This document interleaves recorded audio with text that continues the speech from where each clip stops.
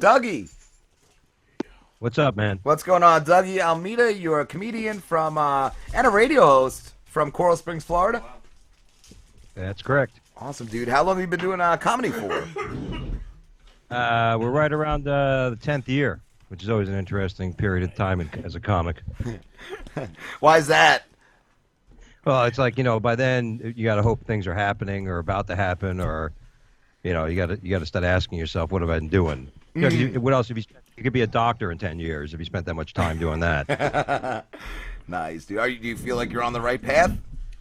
Yeah, it's always you never want to compare to other people, and some people just jet, and it's always like you want to advance. It's like I used to just feature, now I'm headlining and featuring, so and finding new clubs work. So that's the best part when you find you fill up your weekends. Yeah, dude, that's awesome.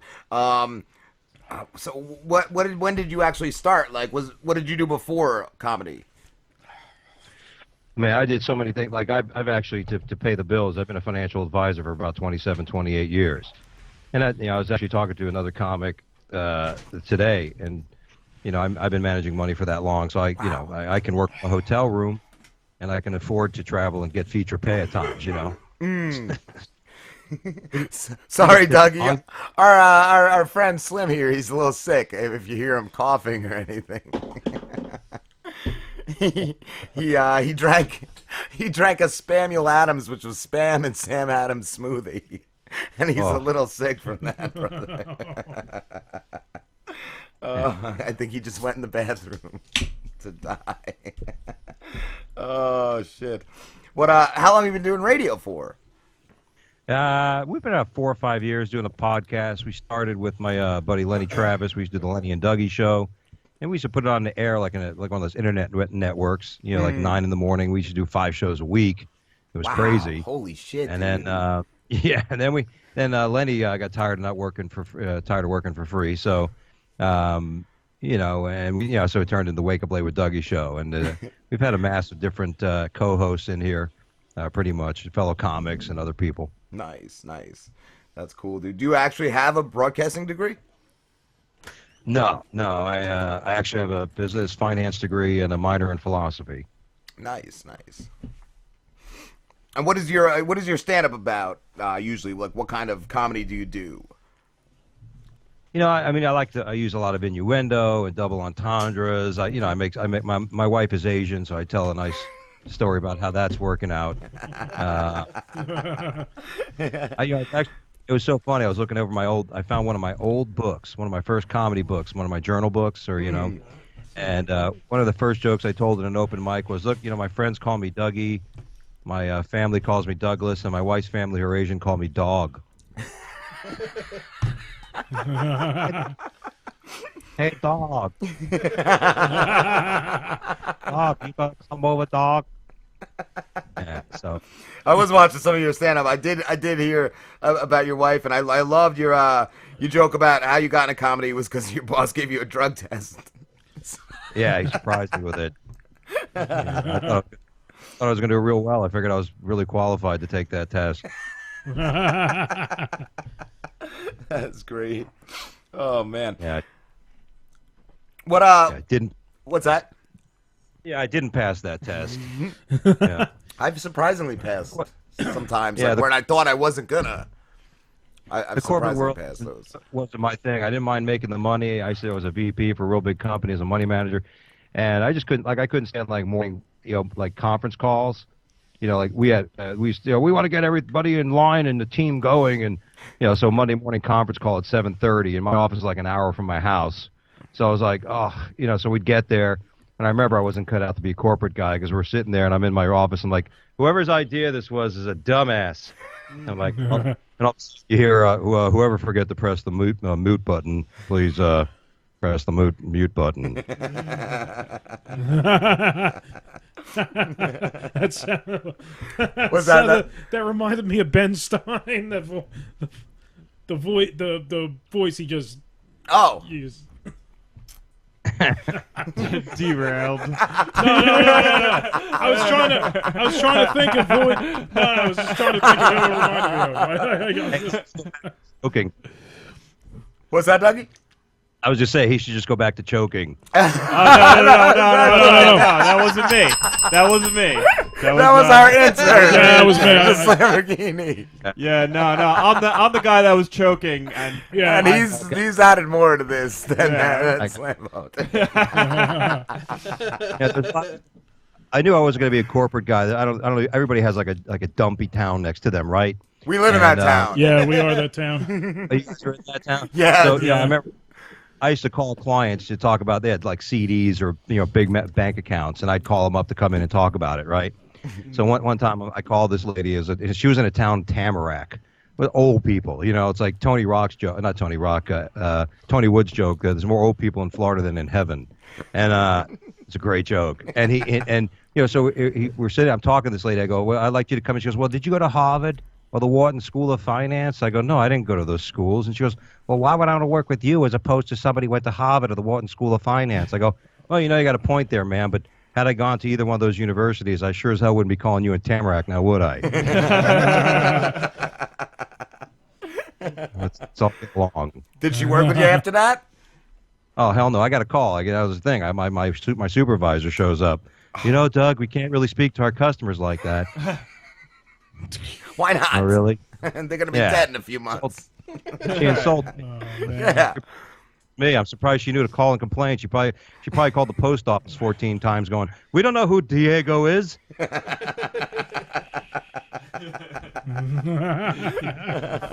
Yeah, you don't seem like a guy that would fit in that corporate world.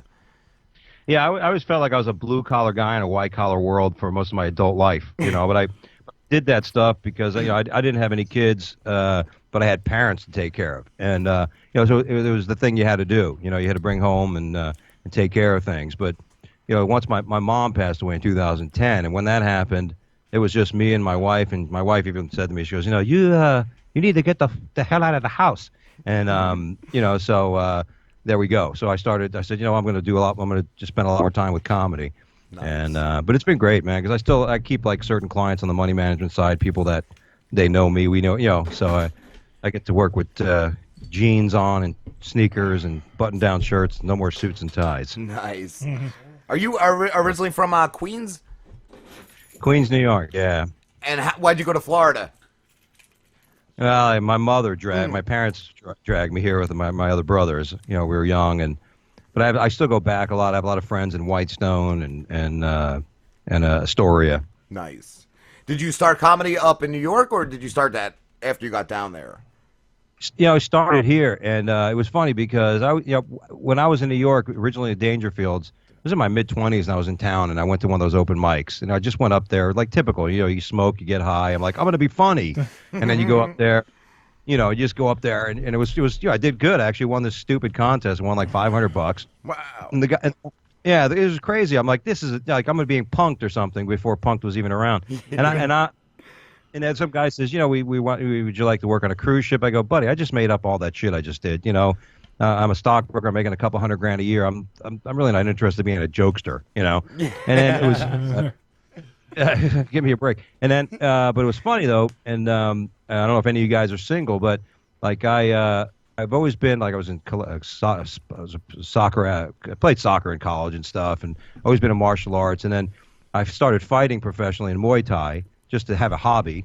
Wow. And then, it was unbelievable. And then went 10-0. That's why they gave me the nickname Always Dangerous, because I'm only 5'9", and I weighed like 205 when I fought people over 200 pounds and up. So everybody I fought was either 4 inches taller or 50 pounds heavier.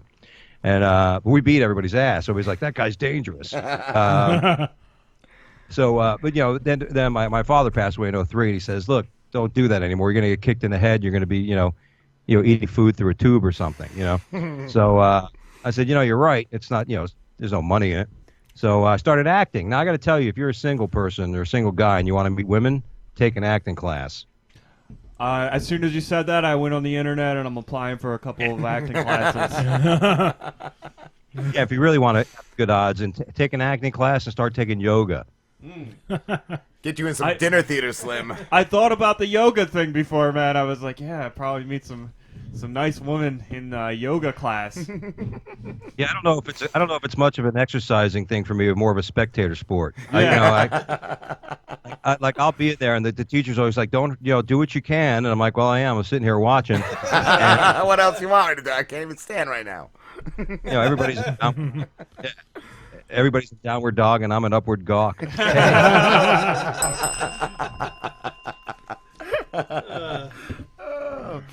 Actually, reminds. I'm sorry, I'm going to derail now. It reminded me of a story with Hollywood Christian Vogel when we were at, if you don't mind me telling, the beer fest with the bull. Oh, yeah. The bull? Yeah. That's a good story. All right. Do you want to tell it yourself?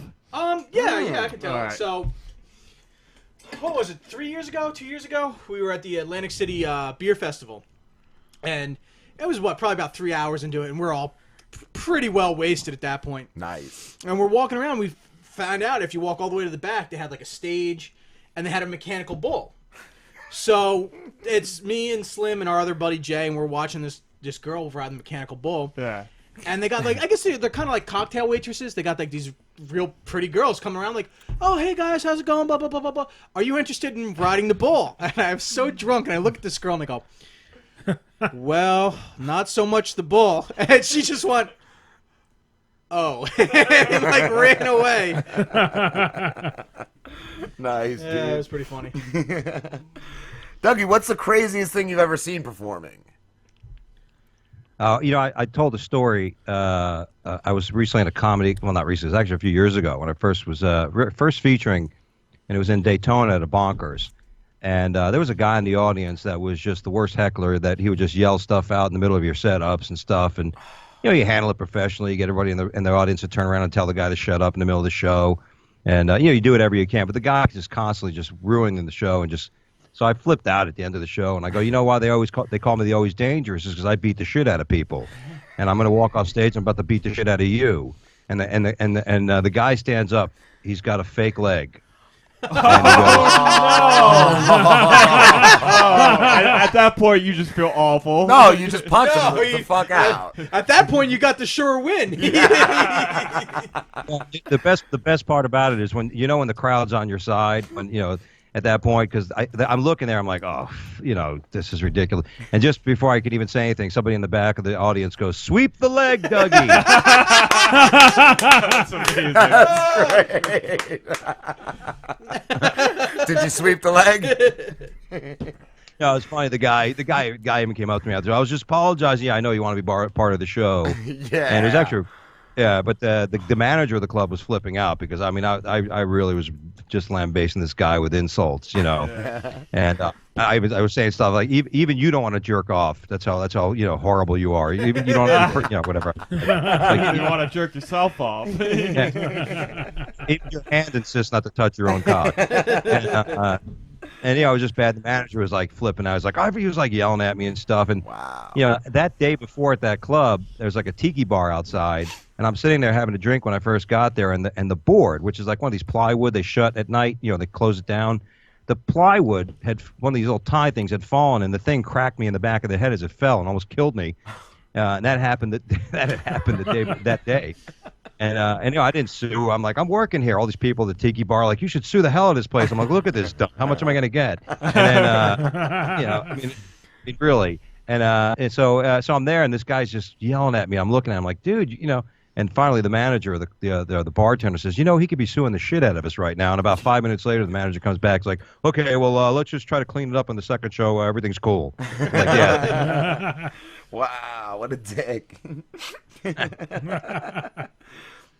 Oh man. Who again, your show again, Wake Up with Dougie. Do you still do that every day or no?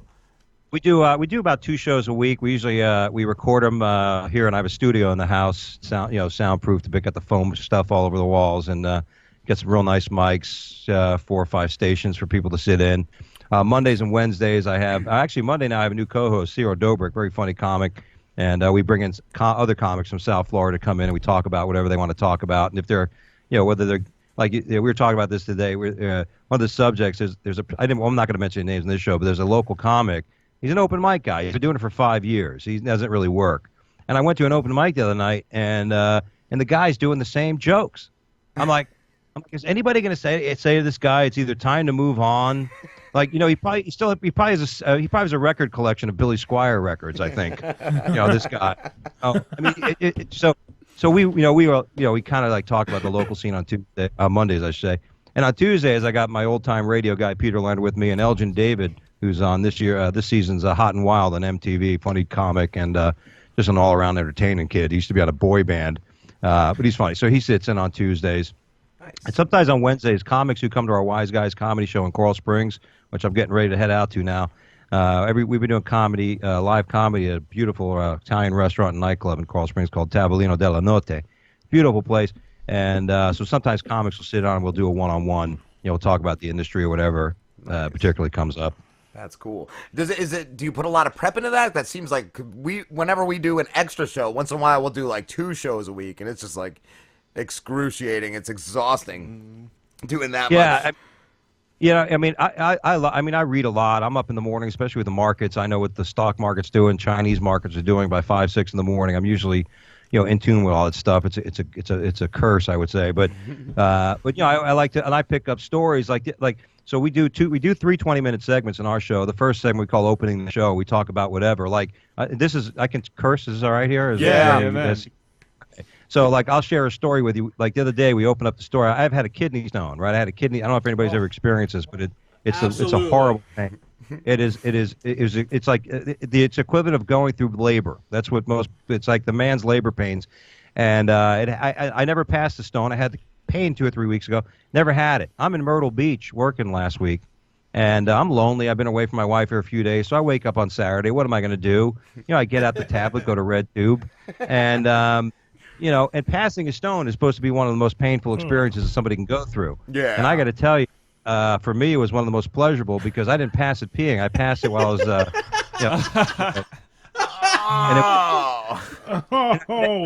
I don't know. I'm just going to call Guinness Book of World Records and say, hey, I may have had the most pleasurable stone passing experience ever. Oh man. And so that was the way we opened the show a couple weeks ago. So we do that in the show opening. And then segment 2, it's oddly called segment 2. These are stories that as I'm going through stories, I usually I'll skim through stories like an hour or so before the show. And there was a story the other day. 2 97-year-old women in Boston died on the same day falling down. I mean, you read a story like this. These 97 years old. These women, I think they may have experienced the Civil War. They're so old. But I you know what I'm saying? These are like one woman. She was getting out of the car. I guess it was icy, and she fell on her ass. She fell. She couldn't get up.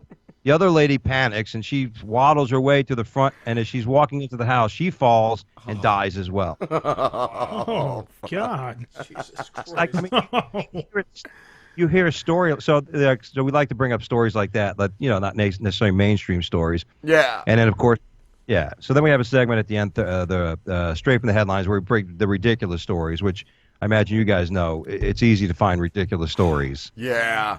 Well, it's mostly Trump nowadays. Like ever since he's come into office, it's just all Trump news.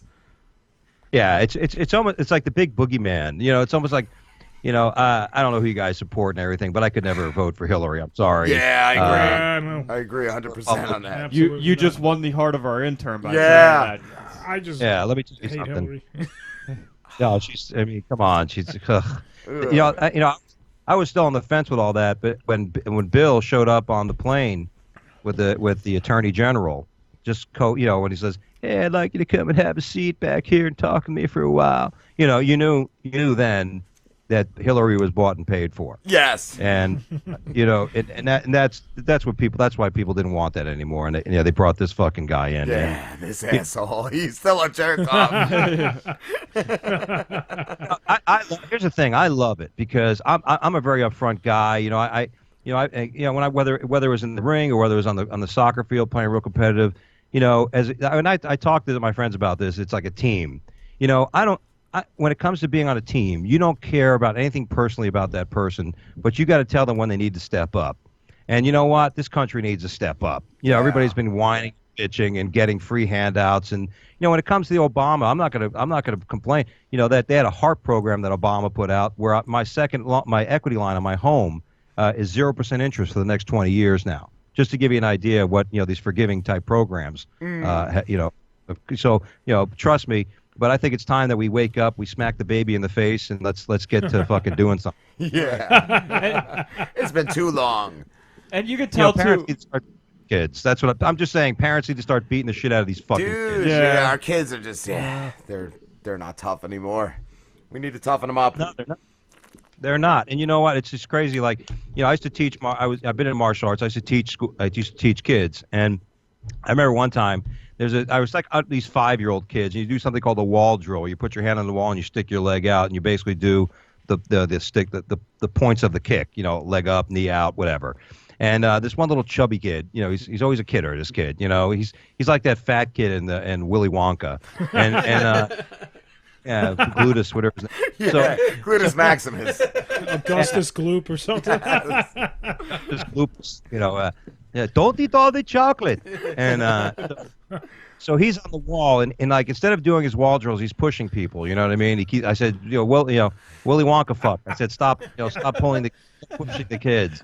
And then then the kid. So he kept doing it. So I said, come here, and I said, I put him on the corner of the room, facing the corner, like sit down there, Indian style, and just look in the corner and don't turn around. If you keep turning around, you're gonna stay there all class.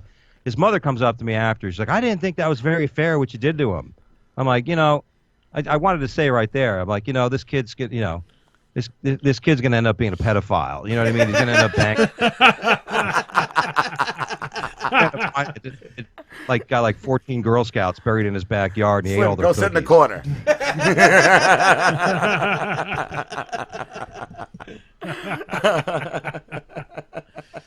Oh, you should have. You just should have.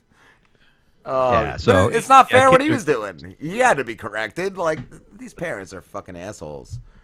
I had 3 older brothers, and I had one of my brothers who died young. He was only 46, but he was always an alcoholic and stuff. And it was just one of those things. And you as the youngest of 4 boys, you see this, and you're like, fuck, enough is enough. You know what I mean? Like, how many times are you gonna trip on the same crack in the street? How many times are you gonna get out of bed and trip over like Dick Van Dyke? He kept tripping over his fucking footstool. How many times, you could trip, who's watched Dick Van Dyke at this point? But, like, boy, you're really putting yourself there, you're aging yourself. So, you know what I mean? So it's like, after a while, you're like, I'm tired of hearing it. Like, there's no more excuses, and let the person, they got to experience pain. The only, there was an old saying, it's like the yin yang thing. The only way that you can ever be happy is if you've ever experienced misery. You know what I mean? Yeah. And the only way you could truly know happiness is if you or misery. If the only way you can know miserable shit is if you've really been really happy, because you know what it's like to be there and you want it again. And you're going through life being catered to and made excuses for and coddled, and it's just horrible. And that's why we have these knuckleheads, these people in the streets. I used to do security detail work, and there's actually a group of people looking and to get the people to go to places like Berkeley.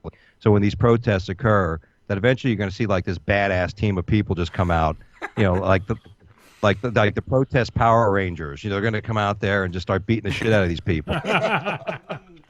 That'd be great. Oh, man. Yeah, we need that. We do. Dougie, we have to wrap this up, dude, but thank you so much, dude. You're awesome. My pleasure. Anytime, guys. Say hi to Steve Trina, by the way.